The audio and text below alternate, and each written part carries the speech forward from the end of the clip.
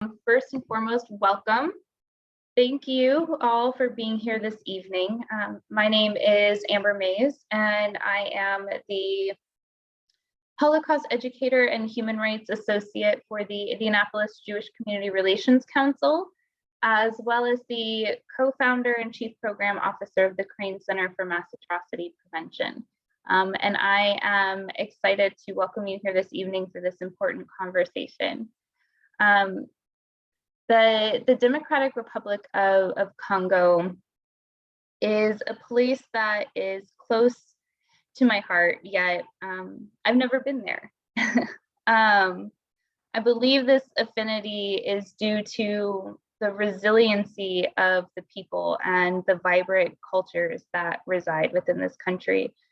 The Congo is nestled within the Great Lakes region of Africa and surrounded by fertile volcanic soil and lush jungles. And it's one of the richest countries in the world resource-wise, yet many of the people live in abject poverty and often fleeing constant conflict. Since King Leopold II of Belgium claimed what he named the Congo Free State in the 1880s, the people have been victims of violence and poverty and corruption, either at the hands of colonists, foreign powers, their own government, or militias. After almost 100 years under brutal colonial rule, the Congolese gained independence, but peace would be short-lived. In the decades since, the DRC has experienced dictatorships, proxy wars, civil wars, and the emergence of hundreds of rebel groups who kill and rape with impunity.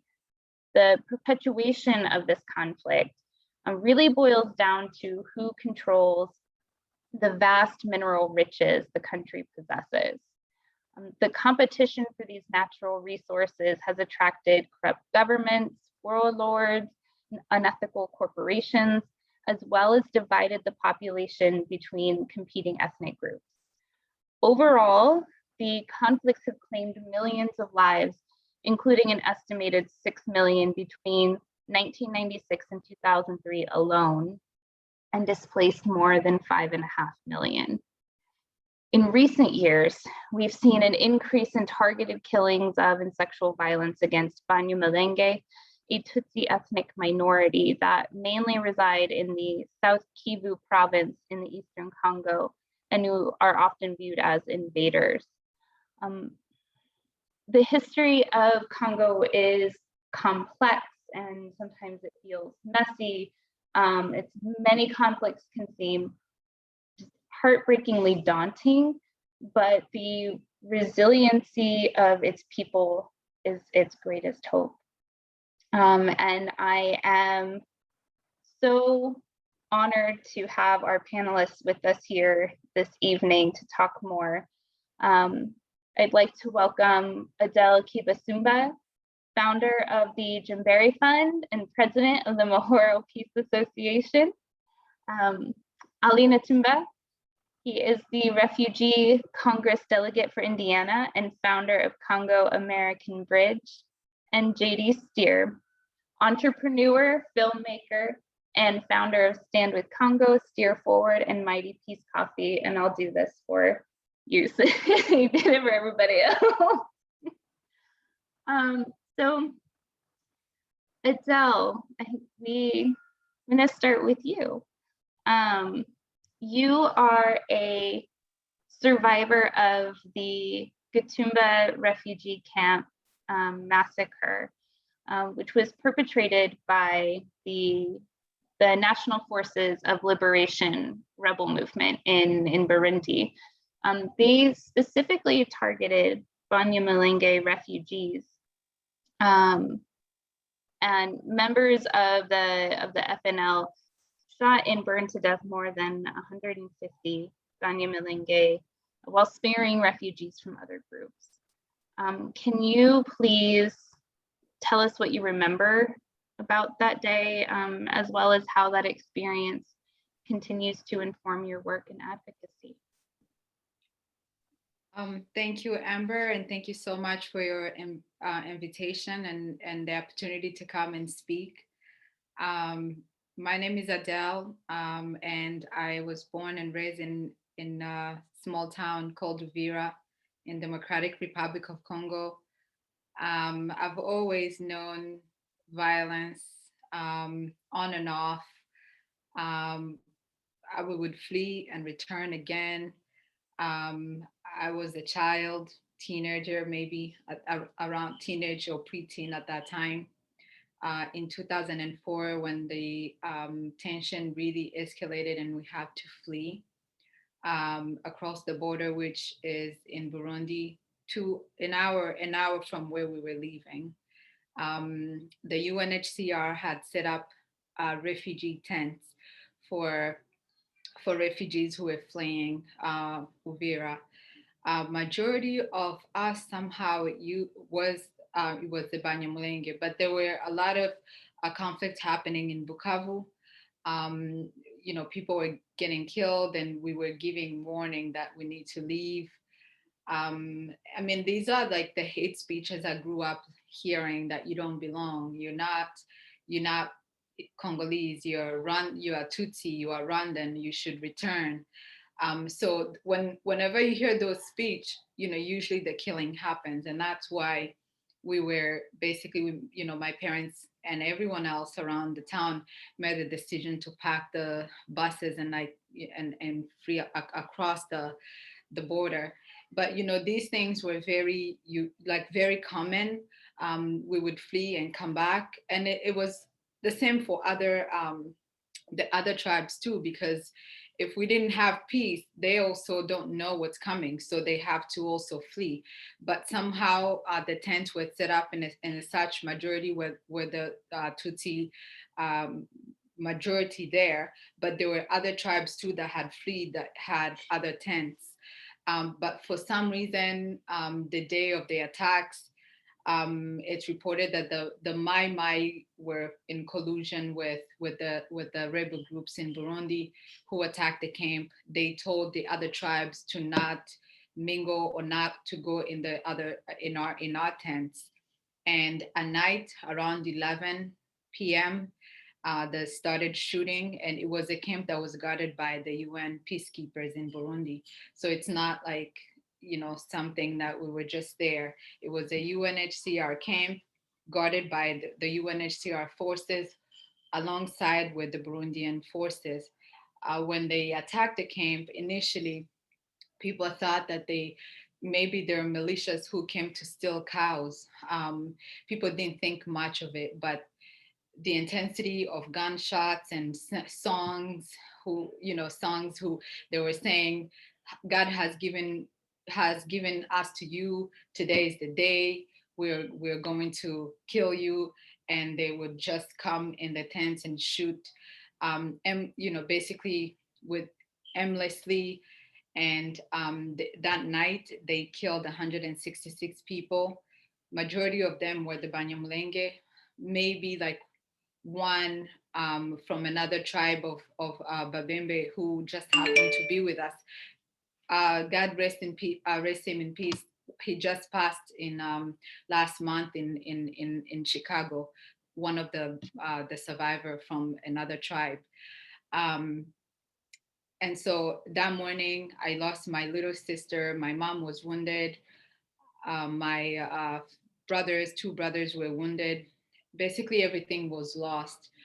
Um, we we were told to go to another camp in another remote area of Burundi, but because of the trauma, my parents and many of the survivors didn't feel safe to go back in the camp that is protected by the UNHCR, because they had failed to protect us there.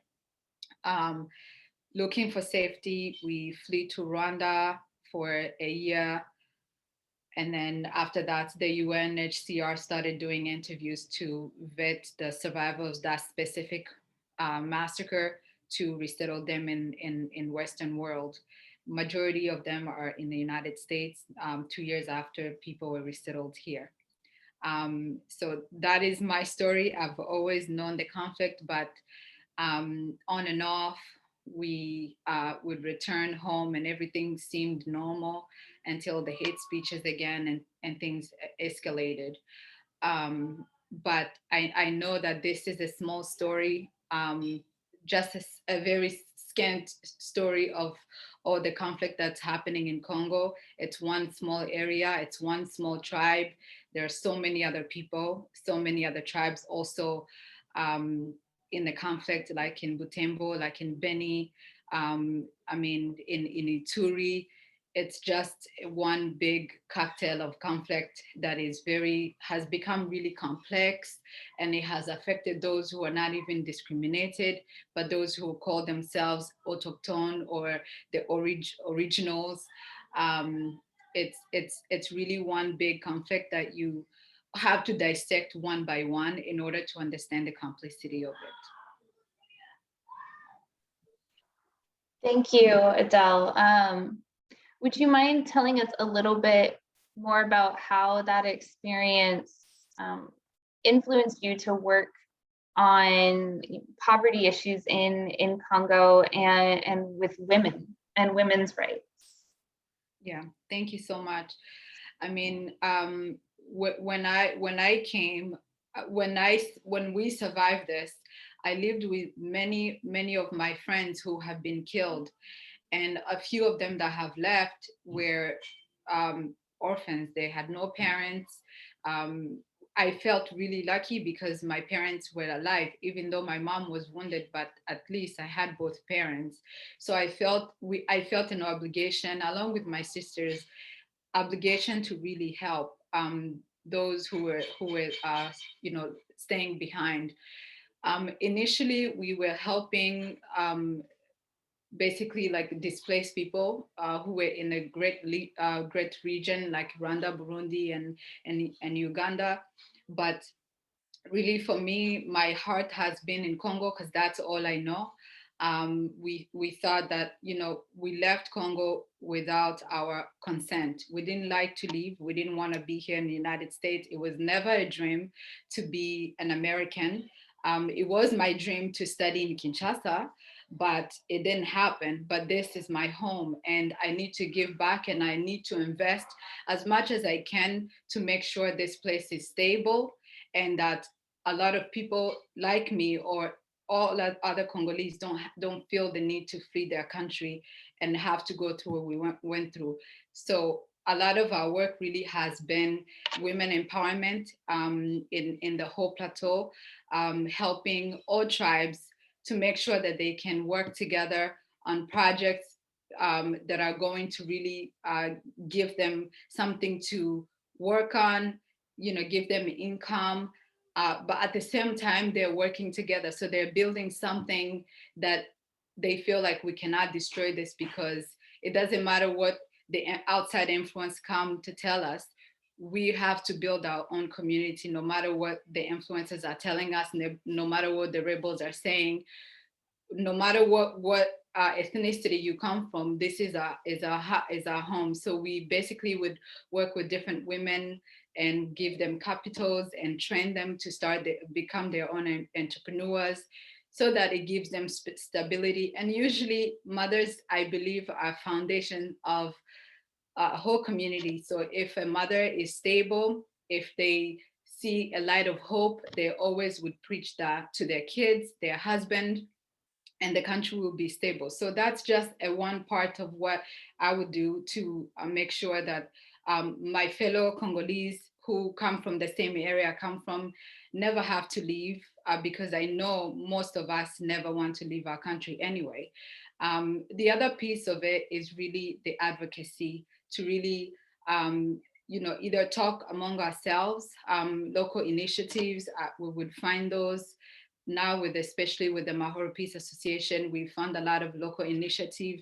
A lot of places where you have the Banyamulenge with the other tribes, really we have hold it down to make sure they're having these meetings with the local chiefs, to make sure that either foreign forces that come to influence, just start stirring up conflict, they will talk and make sure they stand together. And this is true really in area of the whole plateau of Lulambo, or Kaololo, if you guys, it's in the whole plateau.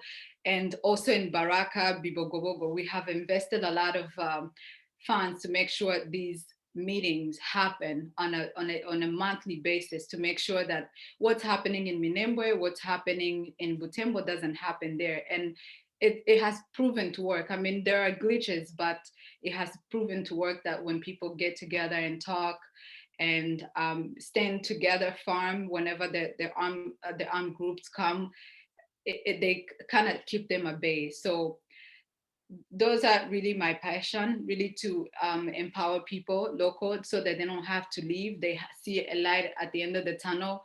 And the other thing is really peace building. Thank you, Adele. I'm always so just taken aback by just the amazing work that your organization and the Mohoro Peace Association are doing, because building, I completely agree with you, building up that the civil society and having empowered women create this community is really a pathway to sustainable peace. So thank you. Ally, you grew up in Congo, and you spent the majority of your life in the Congo. You had were a journalist. You developed several nonprofits. But then you ended up having to leave because of the conflict. And now you are working with refugees and representing refugees. Can you tell us what sort of work is being done to aid refugees living in the United States, as well as those who are still living in Congo? Yes, as you said, I grew up in eastern of Congo, especially in Goma City, and I went through all the things that Adele said right now. So from genocide to second wars, what the RC announced, 1970, 1906, and 1980. So I know well about the conflicts in eastern of Congo, and also I have the advantage to work with a lot of organization in Goma and in Great Lake, Rwanda, Burundi, and Uganda. So that being said, since I came here, I'm doing my best to help my fellow when they came here. You know that the first thing when a refugee came here, they are facing a lot of issues, especially people from Congo. When they came here, they don't first speak English. That's the first barrier. They cannot access to a lot of services because they don't speak English. No one can assist them. So what we are trying to do right now with the Congo American Bridge is to try to help those people when they came here with really good information. So we try to connect them with a lot of organizations here that can help them when they came, like churches, schools, and other non-profit organizations here. So, and the other thing we are doing right now, we are working on a database. When people came here, they know directly where they can go. Like when they become for shopping, most of them, when they come here, they don't know where they may find their food. So we are already have some address where we can send them to look for food, things like that. But also we are also helping them to become self-sufficient. So that's a lot of the big issues here. You know, when you come here, you'll find some organization that will help you for 2 or 3 months. But after that, everything, you got to do that by yourself. So that become a challenge for everyone here. So you pay your rent for 3 months. And after 3 months, you got to find a job, pay your rent, pay your bills. So we prepare them to become self-sufficient after those 3 months. And what we did right now, we have already in the community, not only refugees, other people who came here through the lottery. So we are trying to connect those refugees with other Congolese that can help them, like in terms of transportation, you know, a city like Indianapolis, most of jobs are located out of Indianapolis, where there is not a public transportation. So even if they find a job there, how they will go there? So what we are trying to do now is to try to connect them with local community that can help them to take them to their job. So that is really helpful because, you know, when you have your job and then you can be sure that you'll be paying your rent at the end of the month. And that's since we have been doing that, there is a lot of outcome in Congolese community. So there is a lot of things we are doing right now, like even teaching them how to write the checks. For someone, for most of them, it's their first time they start using like bank. They never use bank back in our country. So what you are doing now is try to teach them how they can use how they can write even checks, how they can write money order, everything here. You can't write money order, you can't pay your rent by money order is really a big challenge. So we are not only helping them in terms of to become self-sufficient, but what we do is also to teach them financial institution in America, how they can become responsible by them. We don't just need them to come back every time to us, no, I need to pay my bill, but also we are teaching them to become really self-sufficient in everything. Thank you, Ally. Back in Africa, we know that the big issues when you spend 10 years on a camp, that is camp life. There is not any schools there, there's not hospital. So we are working with some local organization on the camp to provide, we support them in terms of education. So our target is that with those young people can start learning like mathematics, English on the camp. When they'll come here, they'll not need to go through a lot of challenge. Because what you have seen is like someone has left Congo when he was 5. He spent 10 years in camp. So he'll come here in America 15 years without any education. So, and after 2 years, this guy, there is not any a follow-up from his family, the guy will be arrested because what they are doing when they start getting their first check, they will also start driving by taking beer. So there were not any preparation when they came here. So what we are doing now is start now in the camp, providing basic education, English and mathematics to those young people, so that when they came here, things will be really good for them. At least they will come here with some basic education. They can speak English. They can even go to school with the basic education. That we are working right now with some churches and some organization on the camp in Uganda and Tanzania. Thank you, Ally. Thank you so much for all of the work that you are doing with not even just Congolese refugees, but refugees fleeing conflict and violence and poverty from all around the world. Your work is so appreciated and so needed. Thank you. Thanks. So now I'm going to move on to JD Stier. Think here. So JD, you have been an activist in human rights, particularly in the Congo for many years now. I first met you when I was interning at the Enough Project, and you were running Raise Hope for Congo. So I guess my question, first of all, would be, how did you get started working in the Congo, for one, and two, what initiatives are you currently working on, and how can they aid in building sustainable peace? You bet. Thanks a ton, Amber. It's really cool to see you, spearheading this event in the awesome city of Indianapolis, where Ally and our family, right, Lindsay and Christian and so many more have had such a big role in building peace in their beloved Congo.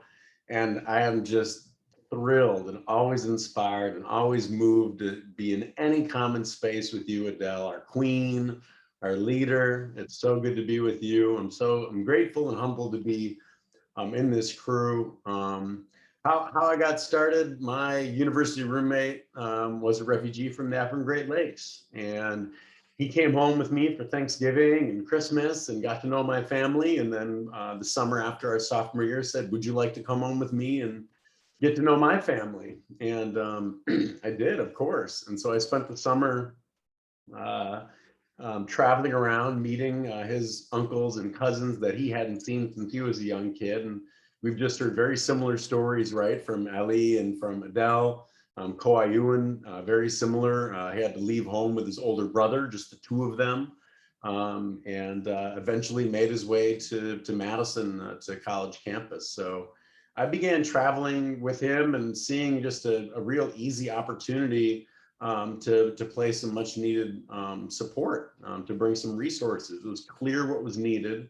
And we were able to work together and start, getting things donated and eventually building up to the level of work that Adele and Ally do of, raising real funds and working with community leaders on pretty big, complex, expensive projects. And so over the years, I've got to play a small supportive role in a lot of beautiful initiatives. Really honored to be on the board of Adele's organization, Jimbere, and we've done awareness and advocacy and some concrete projects that have transformed lives in her home area of Uvira. I've got to work with Ally and a few of the people that are watching in today, Jim Gokwe and Garrett Moore, through Stand with Congo, which Adele was a part of too, and we advocated for transparency, advocated for democracy. And I bet in the Q&A, some more questions are going to get asked of what Adele and Ally did from New Jersey and Indiana that made a huge difference in that nonviolent peace movement. And today, someone else who's joined, Stuart Taylor, I think fifth, maybe sixth generation family doc in a small rural community in Wisconsin, put my fiance and I up in his country home. They weren't going to be using it for a stretch of time because he and his wife were going to Rwanda for a medical program, or Malawi. I think they had been in Rwanda and were going to Malawi. And we were starting Mighty Peace Coffee with Jim Gokwe. And so it takes a village to do this work. Everyone on the screen knows it. We're in each other's villages. It takes everyone doing everything to get anything off the ground, to create a chance for hope, to create a chance for change. Stuart, we thank you for donating your house so Liza and I had a place to build up Mighty Peace when we weren't paying ourselves and already spent down every dollar of our savings. And Jim Gokwe is also with us tonight, and he's one of the big bosses at Mighty Peace Coffee, leads business development. He's got, I think, 4 interviews this week with sales folks. We had 4 consecutive growth quarters throughout the pandemic. And we work with 9,000 farmers in the Kivus region that we're speaking about. And so whether it's job creation through Mighty Peace Coffee, Stand with Congo, advocacy, or where the real change is needed, community groups like Ally's and Adele's that are directly connected in the communities. I'm grateful to be a part of all of that and keep up with all that. And we all work together is the main thing. When we're needed and when resources are needed, we come together. And I think that the coolest thing about initiatives I get to be a part of is what Adele said about grassroots groups meeting together to increase their platform and be in touch with each other, working across ethnic backgrounds and faith and across regions. It's when those groups really team up and we can all then work together to create very focused international pressure to root out corruption where it originates. The corruption isn't originating in the Congo, and there's usually a well-organized campaign that we can do together to stomp out corruption. We've had a lot of success, folks, on this panel, getting Apple and Intel, the big tech companies on earth, to clean up their supply chains, which sent shockwaves through the Kivus in particular, cleaning up tech, which just led to so many more groups taking such bigger risks, demanding so much more justice and rights. And there being watershed moment after watershed moment for about 10 years now, I'd say, ever since Adele laid a petition down in the White House. Going to be almost 10 years. It's just been a lot of growing successes, growing collaborations, increasingly connected platforms that we can now say we have friends in the White House, friends in the EU, only when we need them, right? This is Congo's future, and everything that is happening in Congo needs to be Congolese led, but I'm grateful to be a part of a little piece of all that. Thanks, JD. Yeah, I feel like you've been kind of everywhere that you hear Congo, and in my mind, it's also, you know, I always think about you being there and the work that you are doing to really kind of help build, you know, build the peace, build the sustainability, build grassroots movements alongside, you know, Adele and Ally and Christian and all of our other friends who are working on this. As Adele said very humbly, and of course you're the queen, and your humility is just one more of your regal features. Anything I've been a part of and any work I'm doing is in a really small patch or a really small region. We're a really tightly connected group of people, and so I think there's a maybe 50 people total who are really internationally connected and helping things get down to the ground. I'm a very small part of that, and I bow to the real royals on this panel, and I mean that with all sincerity. So I think we're going to go ahead and go to a little bit of a Q&A, but first there is a question that I'm going to ask Adele and Ally. If you both could talk a little bit about the role that you guys played in the nonviolent peace movement. JD nudged me a little bit on that question. And if you could just kind of talk about, you know, the peace movement that was calling for a nonviolent transfer of power when it looked like when President Joseph Kabila was not going to step down. Who would like to go and share that story? I hear it's amazing. Well, I can speak first, and I'll speak on the women's side because that's where I was kind of cited. Yeah, you know, we're getting tired of just no change, and especially when there are demands and our rights and our peace that we want is not being met by someone who wants to overstay in the power. It becomes frustrating. So what I did was I worked with women, Hero Women Rising in Swahili, Mama Shuja, and we did a petition led by Neema Namadamu. She's our queen. And we had over 10,000 signatures around the world. Not just, but it was really mainly started by the Congolese women, many in South Kivu, where I come from. But we also we called on sisterhood around the world to stand with Congolese women so that we can have a special envoy from then President Obama, who is going to make sure that the peace process that happens in Congo, the peace talks, the negotiations that they do, that exclude women, to make sure that this envoy goes and puts women at the forefront of peace talk, peace negotiation, and peace discussion really in Congo. And so the petition was caught by fire, and it just went wild, and it was signed, and we were invited to the White House to deliver. And I was so humble. That's when I met JD and Robin Wright and the CEO of the World Pulse, Jane, and we got to deliver and say some few words. I really felt like the weight of all those 10,000 signatures that were on my shoulders to deliver that petition. And we were told that it was a tipping point. The petition was a tipping point. And a few months after that, the first ever envoy to the Great Lakes from the United States was appointed. And we got to go back and say thank you to him. And now we're waiting for the fourth, right, to be appointed. We don't know who is going to be, but honestly, what that has led to is that the women in Congo, especially I can say the women that we started petition with, have been recognized, and they're being consulted.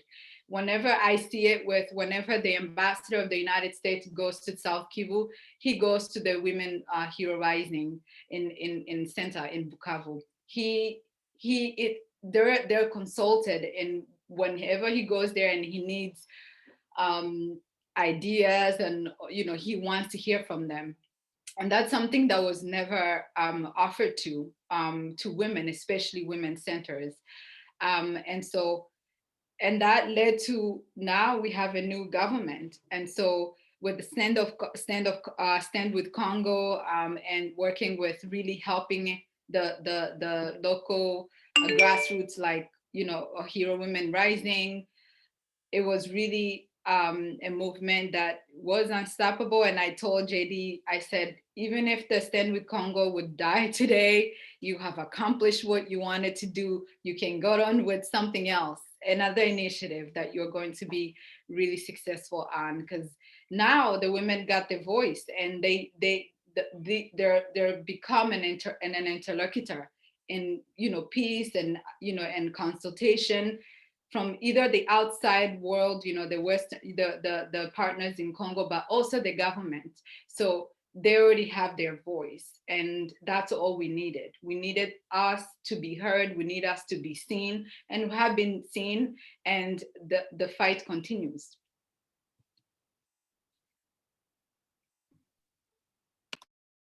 Ally, you want to jump in on that? Yes, we met JD, I think 2016 or 15.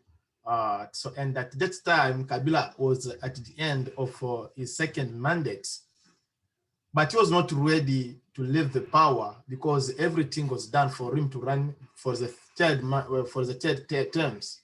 So, and on the country, everybody was kind of tired, and there was nothing they could do. Everybody was just now saying that this is the end. So I still remember that a lot of people, human rights, were killed, arrested. Every single day, people were arrested because they were saying Kabila could not run for the third terms. So, but they did what they could do. It didn't work. And their hope now was only here in America, because what we did with the JD and other people was to put some pressure on Kabila government. Even today, there is a president from the opposition.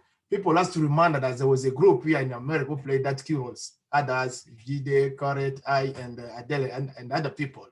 I still remember how here in Indiana, during the snow time, we went out with Lindsay and some people.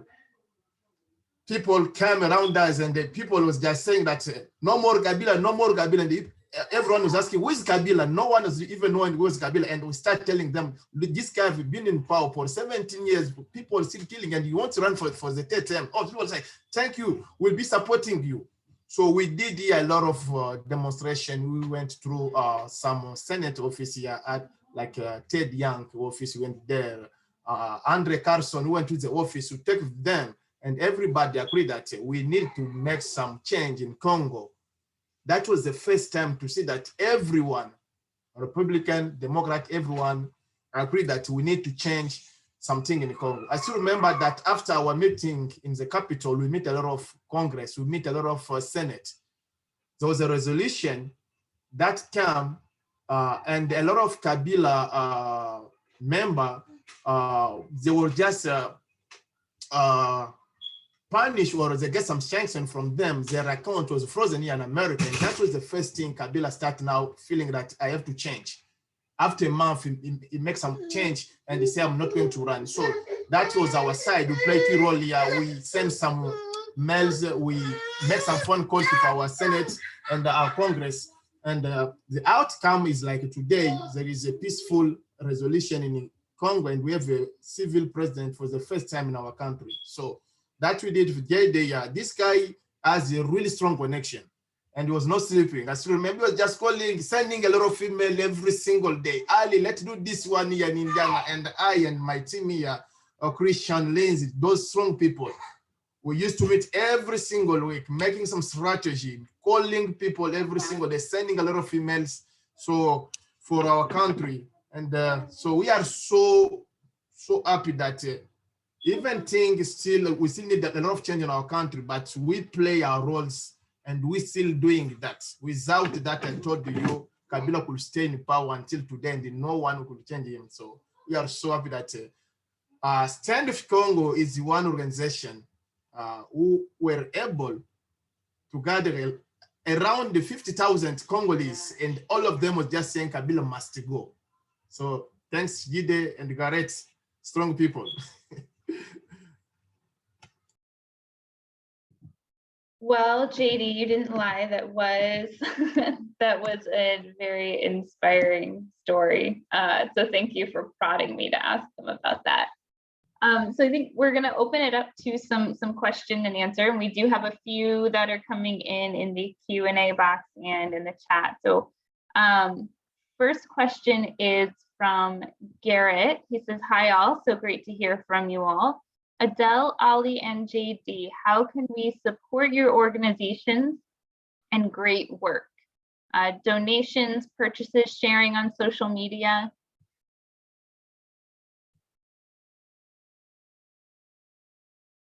Anyone who would like to go first? I'll go first. It's COVID time, so organizations are struggling, obviously. But for me, currently it would be something that has to do with advocacy, especially with the conflict that's going on now in Congo. You would think that the rebels would be on lockdown, but they're not. They're very, very active. And we have people who are not able to move around, who are not able to go even into their fields and getting food. So one, you can support organization. Obviously, money is always needed, but at the same time, the advocacy is really, really crucial. Their voices need to be heard.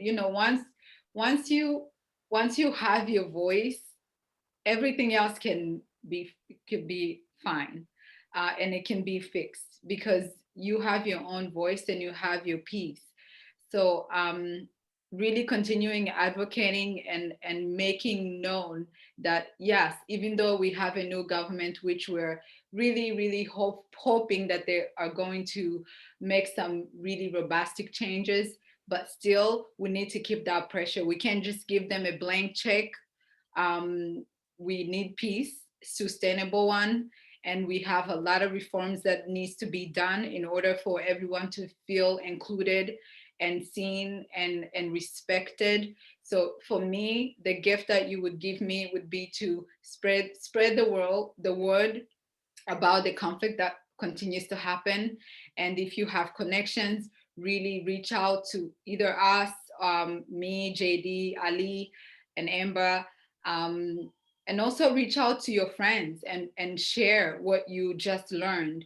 And if you want to learn more, you can go to our website, Jimbere Fund, or you can go to Mahoro Peace Association website.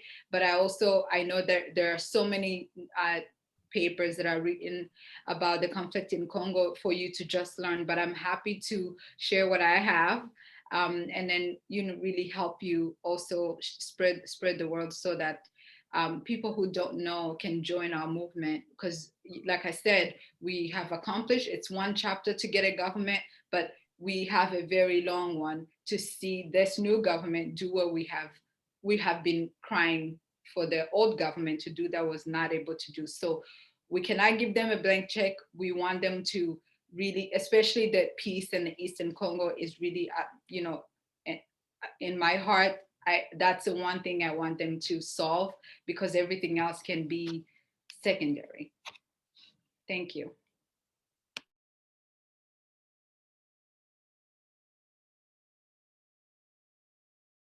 Ally, JD?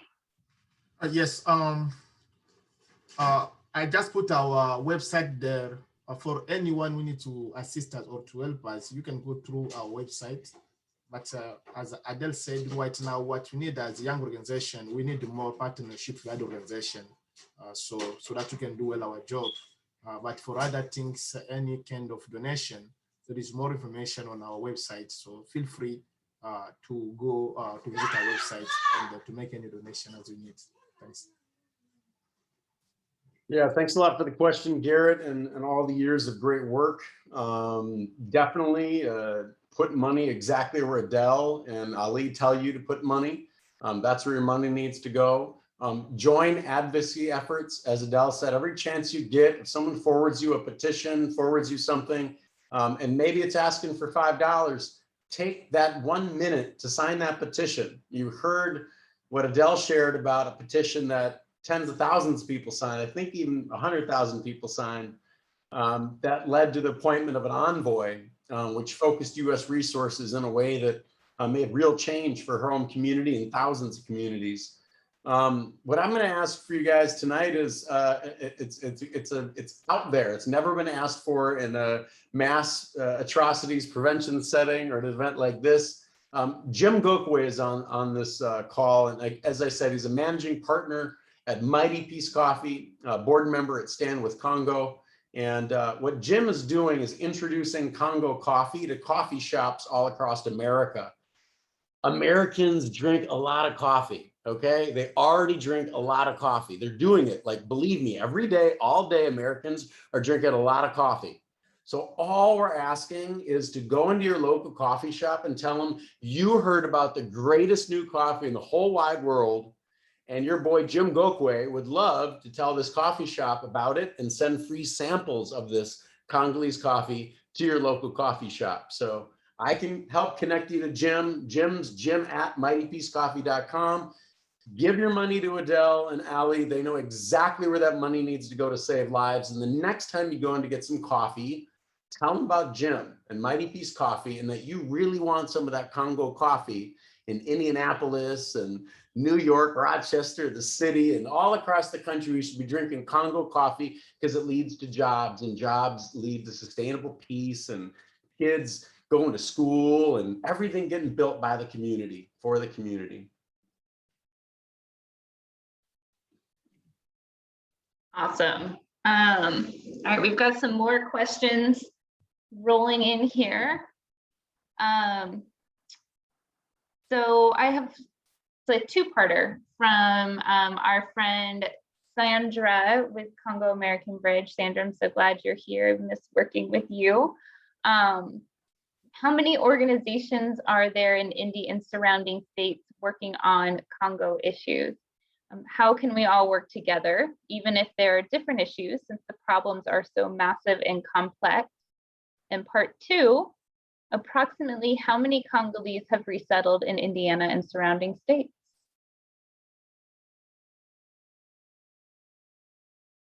This is my question, actually. Since Adele is not in Indy, let me go. So there is a lot of organization here that are towards help Congolese. A lot of, but actually I know more than 10 here in Indy. So we, as the Congo American Bridge, try to bring everyone together so that you can do a good job. So we don't need to duplicate what other people are doing, but our call first is to be united so that you can help people well. We cannot help people as long we are divided as leader. So that's, since I've been working as leader, my target is to bring everyone together so that we can help people. We are trying to bring pastors, we are trying to bring young leaders, students together. Even we are from different states, different provinces, but we still all of Congolese. So that's my my target for next year. We are been doing that, but it's taking time. People still kind of fear of the other. So we do understand that where we're from, people have been going through a lot of things. Was time will come where there is a day when people come together. For the second one, you know that for 5 years now, Congo is on the top of refugees who came in indeed. So I will say no less than 1,000 right now. The number went down during the past years, but even though the numbers was low, the Congolese was on the top of people who came here last year or the past 4 years. So we are now around over than 1,000, and we are expecting again more Congolese coming. They come next year or in a few years now. I can just add, Amber. Well, I'm not sure if the question was geared toward the Congolese organizations that are working on issues of Congolese immigrants who are in the States, or if the question was geared toward the Congolese organizations that are working facing back home. But in any case, we all are very connected. And I think we already have a model, which was really with the Stand with Congo. We all had our own organizations, but we had one common denominator. We wanted a change. We needed a government, and we all came together. We basically put our ideas together and had one voice, and that's what we needed. So having that coalition again of different organizations who are working on different issues, but if we have priorities that are really close to our heart, we can work one by one. But together we can go far. One, it's gonna take a long time to get to where we're going. So I think just having a coalition of Congolese-based organization, whether they're working on an issue that is here, home, or back home, we can still put all that power together and really accomplish something faster and with less energy. So I think what we did with Stand with Congo has proven to work, and I think it can happen again. If we all just collaborate. Thanks. Thanks, guys. I completely agree with that. That it's the collaboration, it's the relationship building, it's the bridge building that really makes movements successful and really can help generate that sustainable change that everyone in Congo, and not even just in Congo, but here in the US, who are working alongside our brothers and sisters in Congo, really kind of jumpstart that.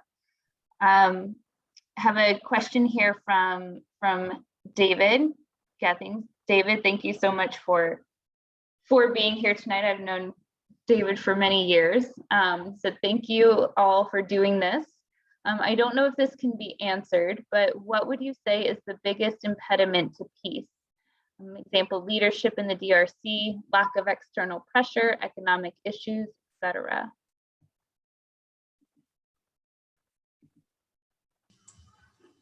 I'll say all of them, and even to add more again. So the Congo conflict is really complex conflict on the whole, because of first, the position of Congo in Africa, and the second one, minerals that Congo adds.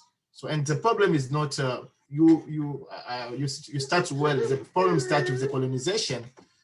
That was really bad one colonization that Congo had in Africa. So we cannot just blame today Congolese politician or Congolese population. No, the problem is a really strong one. Then we need the implication of everyone. That's why I say what we did with D-Day was the best thing, and I was still asking everyone to do that. You know, did they made the movie the first time my church here in Indy showed that movie. It was the first time they learned more about the Congo. The problem of Congo, a lot of people doesn't know even what is Congo and how even they can help. So that's a big issue.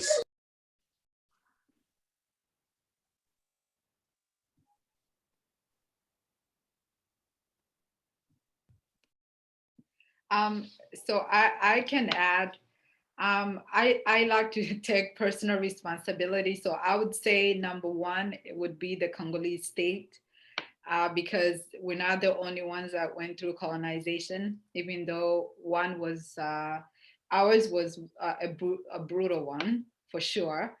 But there are some other countries that have been, able to stand for their citizens and really make some reforms. Obviously, they're not perfect, but the Congolese state has a major role to play.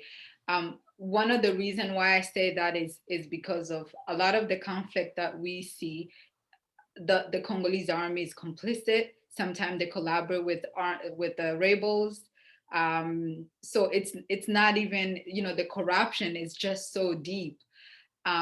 So and for me, the reason why I like that the West, the rest of the world would be prone to responding to our conflict. But the thing is, and the reality is, countries they only intervene when their interests are being honored. And whenever their interests are not being honored, they don't see why they should. It's really, the relationship is based on their interest. So I think the Congolese states needs to take number one, and they need to know where they're going, what they need to do. And there's a lot of things that you cannot blame outsiders. You have to blame the Congolese state. You have to, all the institutions, whether the military, the politicians, and then obviously we have the West who are just looting Congo about the mineral. They're just looting Congo. I think, Ali, you probably watched the video that is going viral with the president of JCAMIN, who's saying that the profit, they promised capital, but the capital never came. Actually, we owe, which is really maddening. So yes, the West need to stop looting Congo.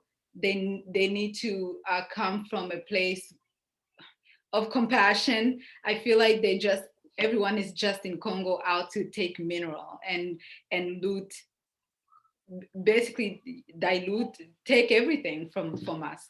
And we're so poor, and we're still trying to thrive. And then our politicians are so easy to corrupt. So I think it's the state, the Western world we need to tell them not to loot the country. They need to basically, I would feel sorry, because the way they're just, the JCAMIN doesn't even own their minority of how much they export. And so, yeah, so I think that's what I would say. And I think we have a lot of work to do with, especially the Western world, whether here in the United States or the European countries. They need to play a very responsible role in building Congo, and they're not doing that. I think that we all have a role to play in it. And so everything you heard from Ali and Adele, each one of us have a role to play in supporting them. And the disproportionate scale of the challenge, especially given cobalt now and electric cars, it's like another American industry, right? This goes all the way back to rubber around our auto and bicycle industry. Here it is, electric cars, another industry. And guess what? What you need for it's in the Congo. It's like history repeats itself every generation for 100+ years now. The scale of the challenge is so disproportionate to how much attention it gets here in America. It almost gets no attention where these resources are coming from. And so we've worked together in the past to get some high level attention on some of these industries so that we can reform these industries. And ladies and gentlemen, the work is ahead of us. It's not behind us. We've had some successes. We've learned some ways to work together to bring some of this biggest attention on the industries that loot. This is going to be a lifelong mission, and we're going to need to work together and be a part of a lot more campaigns so that as another industry takes off, we can form a much healthier relationship with the way in which Congo supplies resources for these emerging industries. Absolutely.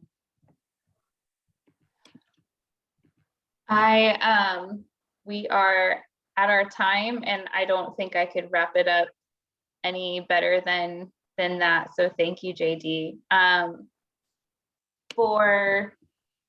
For those, I had a few people in the chat who asked about the video that Adele and Ally referenced. I'm dropping that in there now. I will let you know it is in French. First of all, a huge thank you to the panelists, to Adele and Ally and JD for taking time to speak with us today. If you guys could just hold on the line here. And of course, thank you to all of those who took time out to come and learn about this. And I really hope that you were able to take what our panelists here tonight talked about to heart, and a fire was lit within you to begin doing this collaborative work on Congo, because it does take us all, and the work is very much ahead of us. So thank you, and I wish you a good evening. Thank you.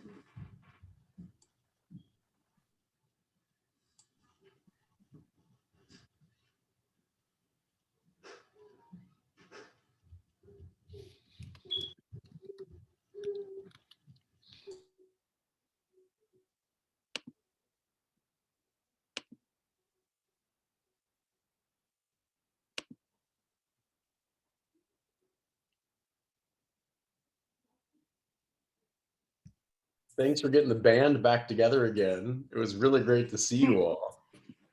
It's been too long. COVID, we haven't had a single event.